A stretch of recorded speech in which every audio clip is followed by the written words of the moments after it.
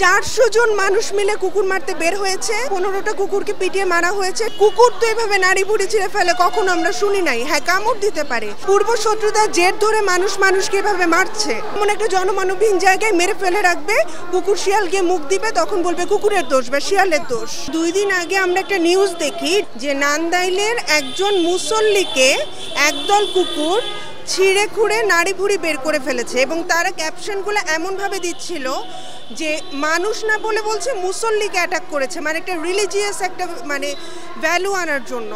এবং এমনভাবে বর্ণনাগুলো দিচ্ছে, ছিঁড়ে খুঁড়ে খেয়েছে, নাড়ি ভুড়ি বের করে ফেলেছে, খাবলে খেয়েছে, মানে মনে হচ্ছে তারা ঘটনাস্থলে ছিল। হ্যাঁ, মানে হেডলাইনগুলো এমন ছিল।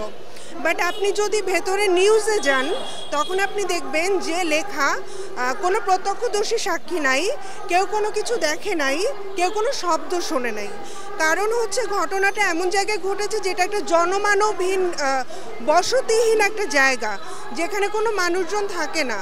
তো আমার প্রশ্ন হলো, তারা যে এই বর্ণনাটা দিল তারা কিভাবে জানলো যে কুকুরের দল ঘটনাটা এভাবে মানুষের নাড়ি ভুড়ি বের করে ফেলেছে? কারণ এরকম কোনো ঘটনা আমরা তো শুনি নাই। সেদিন যে ঘটনাটা ঘটেছিল এইটা মানে আপনার টোটালি একটা ফেক একটা নিউজ। কেননা হচ্ছে কোনো ধরনের তদন্ত ছাড়া, কোনো ধরনের ময়না তদন্ত হয় না, ইভেন হচ্ছে কোনো আই উইটনেসও ছিল না। তো সেখানে তো বলা যায় না যে একটা কুকুর একটা মানুষকে হচ্ছে এইভাবে নাড়ি ভুড়ি বের করে ফেলতে পারবে, ছিঁড়ে ফেলতে পারবে। একটা বন্য প্রাণী বা হিংস্র প্রাণী সেক্ষেত্রে মানা যেতে পারে, কিন্তু একটা কুকুর দ্বারা তো কখনো সম্ভব হচ্ছে না। তো যেখানে হচ্ছে কোনো ধরনের প্রমাণ নেই যে এটা একটা কুকুর করেছে, কেউ দেখছে না, তো কারো কথার ভিত্তি করে তো এইভাবে করে হচ্ছে নিউজ করার কোনো প্রশ্নই ছিল না। তাছাড়া হচ্ছে যে এই নিউজের পরবর্তীতে যে 15 থেকে 20টা কুকুরকে নিঃসংখ্যভাবে হত্যা করা হয়েছে, এটার তো কোনোভাবে মেনে নেওয়া যায় না। কারো রাইটস নাই যে আপনি একটা প্রাণীকে এভাবে মারবেন। তাছাড়া হচ্ছে আমাদের বাংলাদেশের প্রাণী কল্যাণ আইনও আছে। তো এইটার আমি বেসিক্যালি চাচ্ছি একটা সুষ্ঠু তদন্ত হোক, যেটা কুকুর করেছেন বা হতে পারে এটা মানুষও যদি করে থাকে, কারণ বলা যাচ্ছে না কারোর সাথে কারো পূর্বশত্রুমি থাকলে যদি মানুষ করে যদি এখন একটা প্রাণী নাম দিয়ে দেয়। তো এটা সুষ্ঠু একটা তদন্ত চাচ্ছি, এটা সঠিকভাবে যাচাই বাছাই হোক, এটা আমাদের মূলত চাওয়া। কেন তাদের উপর এত অত্যাচার করা হয়? ইভেন এটাও করা হয় কিছু কিছু গ্রাম সাইড এলাকায় বা সিটি কর্পোরেশনের বাইরে, তারা করে কি 10-20 জন লোক এনে কুকুরগুলোকে সম্পূর্ণ সরায় ফেলে তাদের নিজস্ব ভাবে বা টাকা দিয়ে, কিন্তু সেটা বলে সিটি কর্পোরেশন করেছে।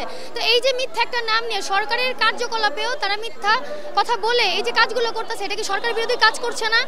ইভেন আমাদের সরকারের উচিত এই কুকুর বিড়াল বা পশু পাখি যে প্রাকৃতিক একটা ভারসাম্য রক্ষা করে সেটা নিয়ে সচেতনতামূলক কোনো পদক্ষেপ নেওয়া। তো এমনও তো হতে পারে যে কোনো মানুষ তাকে মেরে ফেলে রেখেছে এবং হচ্ছে কুকুর শিয়াল মুখ দিয়েছে, যেটা ডেড বডি পড়ে থাকলে হতেই পারে, বা শকুন মুখ দেয় বা কাক ইঁদুরও মুখ দেয়। তার মানে তো এই না যে ওরা মেরেছে। তো এমনভাবে না দেখে কোনো প্রমাণ ছাড়া তারা যে কুকুরের উপর ব্লেমটা দিয়ে দিল, এবং হচ্ছে ওটার কোনো পোস্টমর্টেম হয় নাই, কোনো ময়নাতদন্ত হয় নাই। ইভেন ময়নাতদন্ত করলেও তো বোঝা যেত যে ওটা কি কুকুরের কামড়ে হয়েছে নাকি কোনো শার্প অবজেক্ট, কোনো ধারালো বস্তুর আঘাতে হয়েছে। ওরা কোনো ময়নাতদন্ত ছাড়া ওই দিনের ভিতরেই বডিটা মানে ডেড বডিটা কবর দিয়ে দিল। কোনো প্রপার তদন্ত হলো না যে এটার কি অ্যাকচুয়ালি অন্য কোনো অ্যাঙ্গেল থাকতে পারে কিনা। তো এটার রেজাল্টটা কি হলো? রেজাল্টটা হলো ওই দিনই, হ্যাঁ, ওই দিন রাতের ভিতরেই 15টার বেশি কুকুর পিটিয়ে মারা হলো। এবং তখন অনেকে বলতে থাকলো যে কুকুর ওখানে অনেক হিংস্র, কামড় দেয়, অথচ বারবার বলা হচ্ছে যে ওটা জনমানব বসতিহীন একটা জায়গা। তো ওইখানে মানুষই থাকে না, ওখানে কুকুর কাউকে কিভাবে কামড়াবে?